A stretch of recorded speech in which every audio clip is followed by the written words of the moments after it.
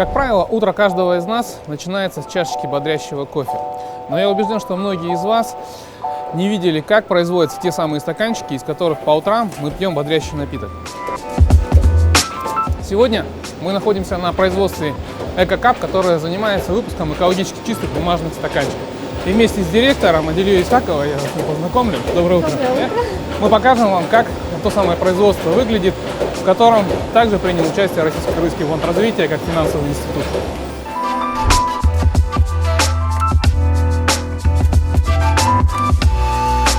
Мы с вами посмотрели несколько этапов производства бумажных стаканчиков, начиная с нанесения краски и изображений. Вся краска на водной основе, то есть абсолютно экологически безопасная, пищевая безопасность тоже сохраняется. Потом формирование идет, и потом уже прессовка самих стаканчиков за счет ультразвука, то есть исключая любой клей, что является полностью безопасным для использования пищевого производства.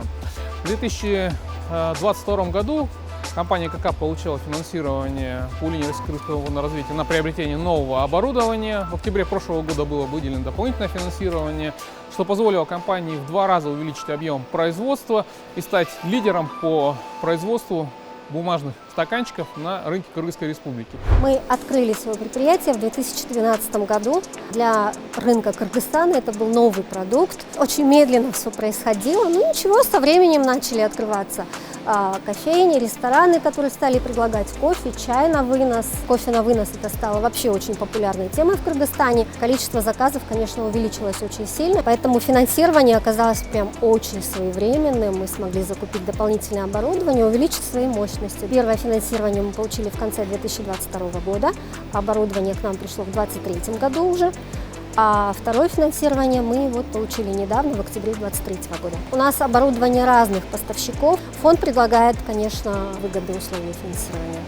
Еще 10 лет назад страна полностью импортировала готовые бумажные стаканчики из Китая и других стран. На текущий момент мы уже можем сами выпускать эту продукцию и поставлять нашим потребителям на рынке Кыргызской республики. В 2024 году Российско-Крымский фонд развития выделил на программу поддержки малого и среднего бизнеса порядка 15 миллионов долларов.